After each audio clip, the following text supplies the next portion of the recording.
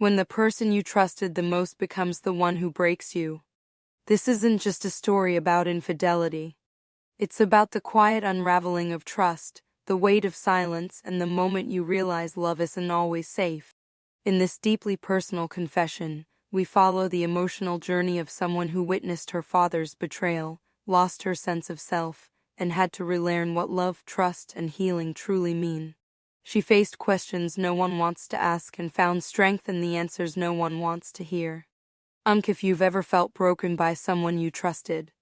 If you've ever questioned your worth because of someone else's choices. This story is for you. Let it remind you. Love isn't about proving yourself. Some lessons hurt, but they show you who you are. And sometimes walking away is the most powerful thing you can do. If this story moved you, don't forget to like the video to support the voice behind it. Comment your thoughts. What would you have done in her place? Share this story with someone who needs to hear they're not alone. And most importantly, subscribe for more raw, honest, and emotionally powerful stories like this one. Because here every story is a scar but also a lesson. I never thought I'd be telling the story. But some things stay with you no matter how much you try to forget. Some memories sink so deep into your skin that no amount of time can wash them away. My story isn't pretty and it isn't easy to hear. If you choose to listen, don't say I didn't warn you. Before I begin, I need to warn you. This story contains mature themes. It deals with family, relationships, trust, and infidelity. If these topics make you uncomfortable, you might want to stop listening now. I was born into a house full of rules. My father, Gabriel, believed discipline was the answer to everything. He was the kind of man who spoke in short, firm sentences and expected obedience without question. If he said dinner was at 7, you were at the table at 7. If he told you to be home by 9, the door was locked at 9:01 am. No exceptions. No explanations. My mother, Vivian, was different. Not softer, just distant. It was like she lived in a separate world from the rest of us. She moved through the house like a ghost, always occupied but never present. If I asked her a question, she'd answer without looking up. If I needed comfort, her arms felt stiff, like she wasn't sure what to do with them. My father was the voice of authority. My mother was the sound of silence. We weren't a warm family.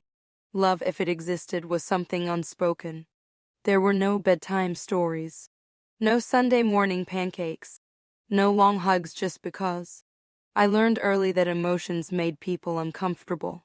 Tears made my father angry. Excitement made my mother tired. So I learned to keep everything inside. I didn't realize how much that shaped me until I got older. I grew up craving something I couldn't name: affection, validation, maybe just the feeling of being wanted. But when you don't learn love in childhood, you don't know how to recognize it as an adult. You mistake attention for care. You mistake control for security. You mistake attraction for something deeper. By the time I hit my 20s, relationships felt like a foreign language I could never quite speak fluently. I had been with a few people, but something always felt off, like I was missing some fundamental piece of knowledge that everyone else had. I never felt truly comfortable, truly confident. I wondered if there was something wrong with me. Maybe I just wasn't built for intimacy. Or maybe I just hadn't learned how to do it right. Then there was Malik. He was different, kind, patient, someone who actually listened when I spoke. He made me feel safe in a way I wasn't used to. But safety didn't erase insecurity. It didn't change the way my body stiffened when things became physical. It didn't stop the voice in my head that whispered, "You're not doing this right, you're not good enough." I wanted to be better. For him. For myself. So I started looking for answers the only way I knew how: through a screen. Late at night when the house was quiet, I searched for videos, tutorials, anything that could teach me what I felt I was missing. It wasn't just curiosity. It was desperation. I wanted to learn. I wanted to be good at something that had always made me feel small. I wanted to stop feeling like I was failing. But I never expected to get caught. If you're still with me, don't forget to like this video, share your thoughts in the comments, and subscribe for more stories like this. Trust me, there's so much more to uncover. The house was quiet, that kind of quiet that settles deep, making you feel like you're the only person left in the world. I liked it that way. It made things easier. It gave me space to be whoever I wanted to be, without eyes watching, without questions I didn't know how to answer. I had been in my room for over an hour, my laptop balanced on my thighs, the screen casting a soft glow over my skin. The door was closed. The sound was low. I had checked at least 3 times to make sure no one was home. I was safe, or at least I thought I was. I wasn't watching for fun. This wasn't about curiosity. This was research, or at least that's what I told myself. I wasn't good at this. Intimacy. Relationships. The things that everyone else seemed to understand without trying. I had spent too much time second-guessing myself, wondering if I was doing something wrong. If I was supposed to feel different than I did. And I was tired of feeling like I wasn't enough. So I watched. I studied. I paid attention to every detail, every movement, every whispered instruction. I wanted to be better. For Malik. For myself. For once, I wanted to feel like I knew what I was doing. Then it happened. A knock. A creak. Footsteps. And my father's voice. It took a second for the panic to register, a slow, creeping horror that hit me like ice water down my spine. My fingers fumbled over the keyboard, scrambling to close the window. But it was too late. The damage was done. I turned, my breath stuck somewhere in my throat. And there he was, Gabriel, my father, standing in the doorway watching me. Time stretched in that moment, each second feeling impossibly long. I couldn't speak. Couldn't move. I had no idea what I expected: anger, disgust, a lecture that would make me wish I had never been born. But none of that came. Instead, my father just stood there studying me. I didn't expect to walk in on this, he said, his voice strangely calm. I couldn't look at him. My face burned. My stomach twisted itself into knots. I felt exposed, humiliated, like a child who had been caught doing something unforgivable. He took a step inside. I pressed my back against the headboard, suddenly feeling like there wasn't enough space between us. "You're not in trouble," he continued. "But I have to admit I'm surprised."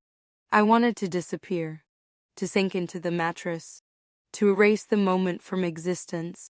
But I couldn't. The air between us felt thick, heavy with something I didn't want to name. "I thought you weren't home," I managed to say, my voice barely more than a whisper. He exhaled through his nose. "I wasn't, just got back." He looked at the laptop, then back at me. "So, wanna tell me what that was about?" I shook my head quickly. "It's nothing, just stupid stuff."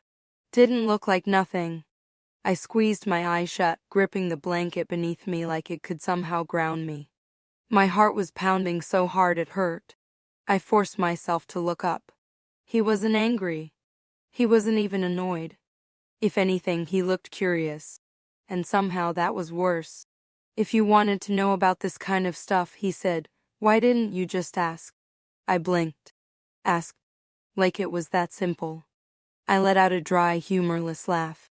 Who was I supposed to ask? Someone you trust. I swallowed hard. Trust. The word felt foreign in my mouth, like something I had never really learned the meaning of.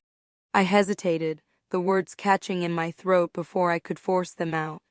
"I've always been bad at this, at relationships, at knowing what I'm doing, and I don't want to be. I just wanted to understand."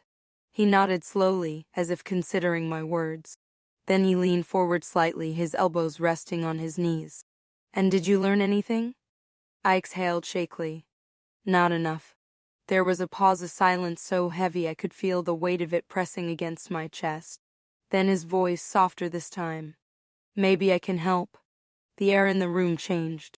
Or maybe it was just me.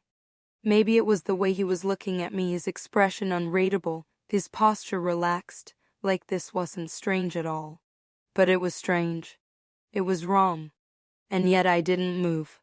My father sat back slightly, one arm draped over the headboard, his fingers tapping idly against the wood. His voice stayed even, calm, like we were discussing something as simple as a school project. "I think," he said slowly, "that a man likes certain things that can't always be learned from a screen." I felt my stomach tighten.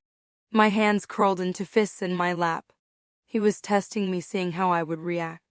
I should have laughed it off, changed the subject, gotten up, left the room. Anything to break whatever was happening between us. But I didn't. I couldn't. I don't know what kept me sitting there, staring at him like I was waiting for him to take it back. Maybe it was shock. Maybe it was something else. I heard myself speak before I had the chance to stop it. You think you could teach me? His gaze didn't waver. His fingers still tapped lazily against the headboard. I think he said that experience is the best teacher. My stomach was in knots. My hands felt clammy. The room felt too small, too hot, the walls pressing in on me. He leaned forward slightly, his voice lower now. I could show you.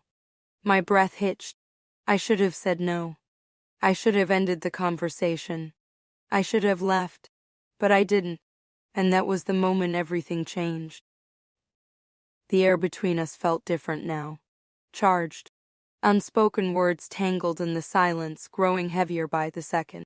My father's face was unreadable. His posture relaxed in a way that only made the tension worse. I wanted to move. To shift. To break eye contact. To do anything that might snap me out of whatever spell had settled over the room. But I didn't. I stayed exactly where I was, heart pounding, mind racing, something deep in my gut telling me that I should be asking questions I wasn't sure I wanted the answers to.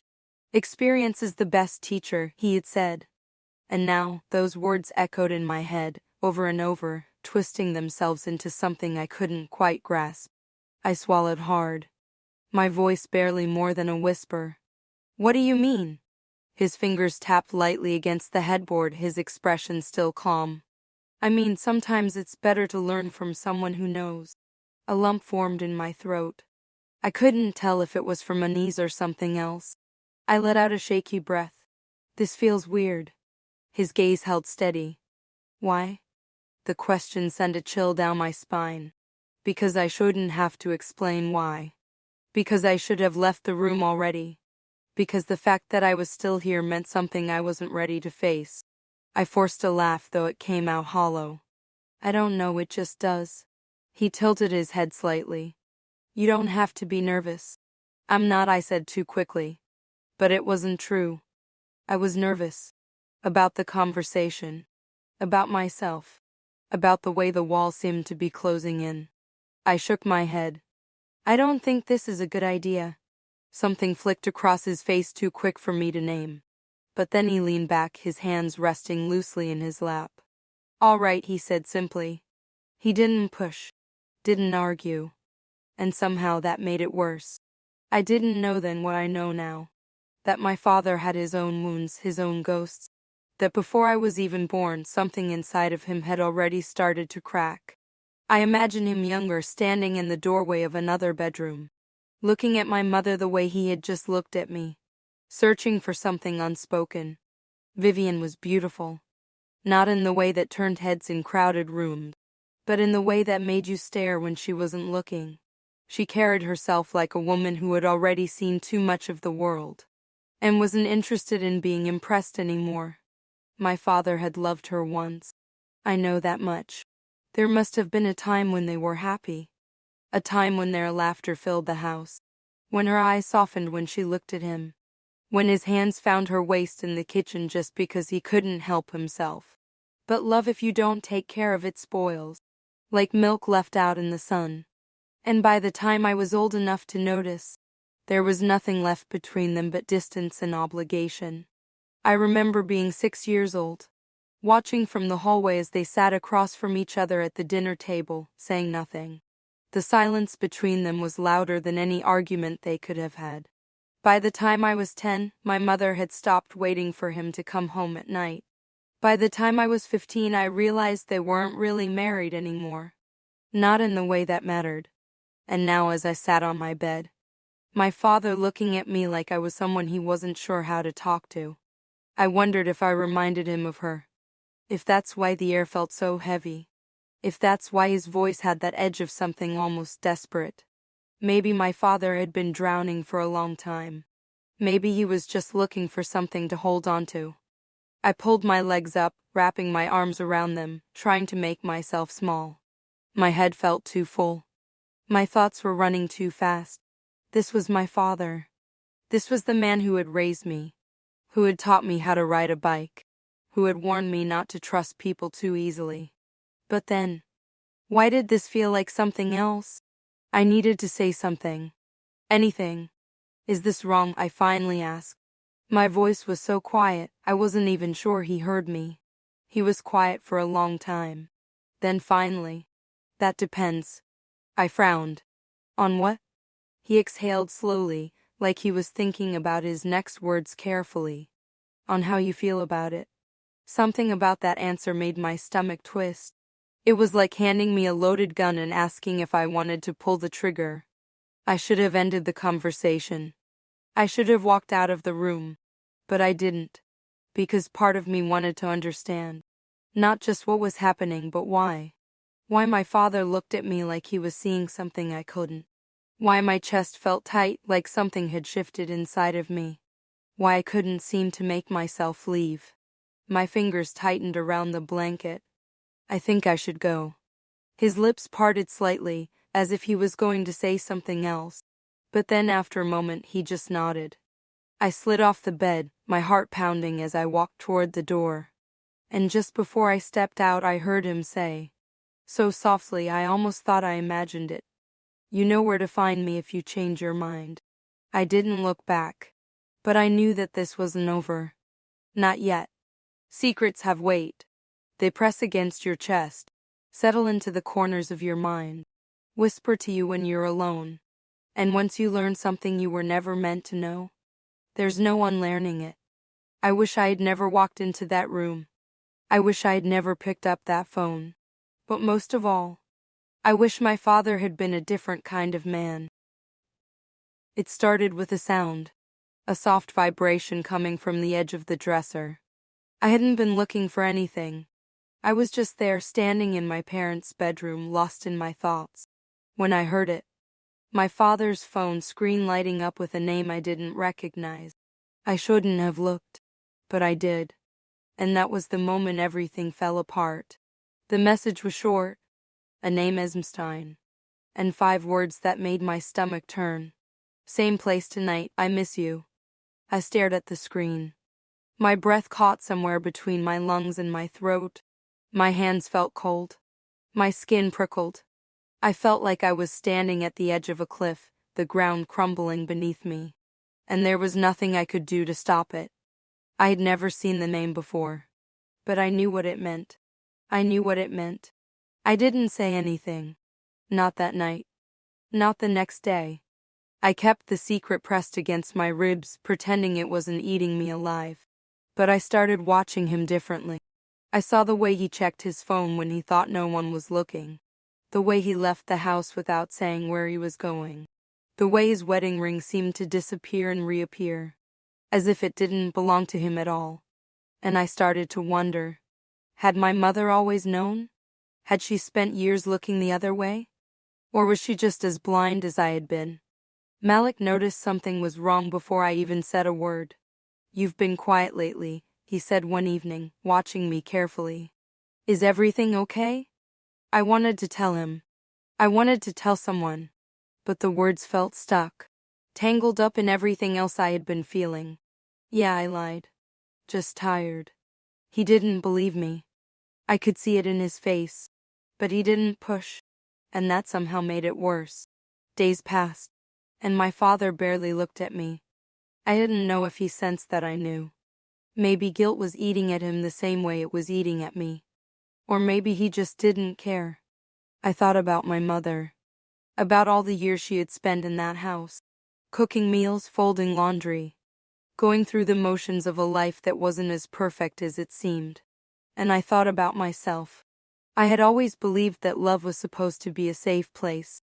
That when you found the right person, you were supposed to trust them. To give them parts of yourself no one else could see. But now I wasn't sure anymore.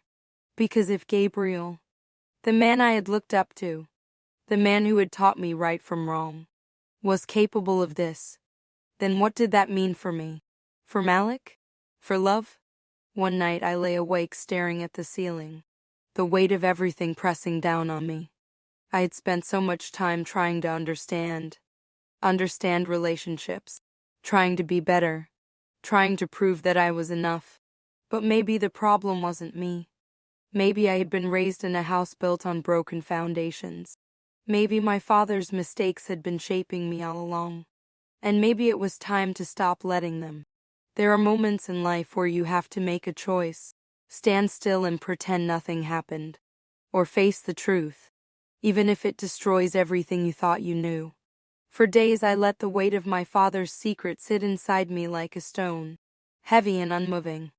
I told myself I could ignore it, that it wasn't my problem, that whatever my father did behind closed doors had nothing to do with me. But that was a lie, because it did affect me. It changed the way I looked at him. It made me question everything, and I couldn't pretend otherwise anymore. I found him in the living room one evening, his back to me, staring at his phone like he was waiting for something or someone. "Dad," I said, my voice steadier than I expected. He turned, his expression unreadable. "Yeah?"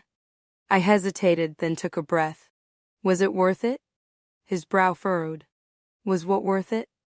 I clenched my fists. The lies, the secrets, the betrayal. His jaw tightened, and for a moment I thought he was going to deny it, brush it off like it was nothing. But instead he exhaled and rubbed his temple, like he was tired of the conversation before it had even begun. "I don't know what you think you saw." "I saw enough," I cut in. "I saw the texts. I saw the way you sneak around." "I know, Dad. So just tell me the truth." "Why?" He sighed, shaking his head. "It's not that simple, Channa." "Yes, it is," I shot back. "You made a choice. You had a family, a wife, a life that you built, and you threw it away. And for what? For something exciting? For something easy?" His expression darkened. "You don't understand." I let out a bitter laugh. "You're right, I don't. Because I could never do what you did. I could never look someone in the eye, tell them I love them, and then turn around and betray them." For the first time I saw something flicker across his face. Guilt, maybe. Or regret. But it didn't matter. Because regret doesn't erase actions. Regret doesn't fix the damage. He ran a hand through his hair, his voice lower now. "I never meant to hurt anyone." I swallowed the lump in my throat. "But you did." The room felt unbearable, terribly heavy. I knew I wouldn't get the answer I wanted. I knew he would never fully admit what he had done. And I knew at that moment that I couldn't keep pretending everything was fine. "I need space. I need space," I said finally. He stiffened. "What does that mean?" "It means I can't be around you right now." His face twisted just slightly, like the words stung more than he expected. But he didn't argue. Maybe he knew there was nothing he could say to fix it. So I turned and walked away, leaving behind the man I had once trusted more than anyone. Some wounds don't heal. Some just scar over. A reminder of what was lost. I broke up with Malik that same week. Not because I didn't care about him, but because I realized I didn't even know who I was yet. I had spent so much time trying to be what someone else wanted, trying to understand love from the outside in. But I never stopped to ask myself what I actually wanted.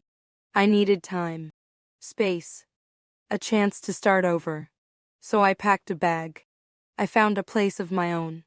And for the first time in my life, I wasn't trying to please anyone but myself. My parents' marriage didn't survive. Maybe it had been falling apart for years, and I had just been too blind to see it. Maybe my father's affair was just the final crack in something that had already been broken. But my mother didn't cry. She didn't scream. She just signed the papers, packed her bags, and left, without looking back. And maybe that was the most powerful thing she could have done. People talk about infidelity like it's just about the act itself, the betrayal, the broken promises. But it's more than that. It changes everything. It changes how you see love, how you see trust, how you see yourself. For a long time, I thought love was about proving something. about being good enough, wanted enough. But now I realize love is about knowing when to walk away, knowing when to put yourself first, and maybe, just maybe, it's about realizing that some lessons hurt, but they teach you who you are. So now I have a question for you. If you were in my shoes, what would you have done? Would you have confronted him? Would you have kept the secret? Or would you have walked away from everything you thought you knew? Let me know in the comments. And if this story made you feel something, don't forget to like, share, and subscribe for more. Because here's the thing about betrayal. It doesn't just break trust, it makes you question yourself. And that's the hardest part to fix.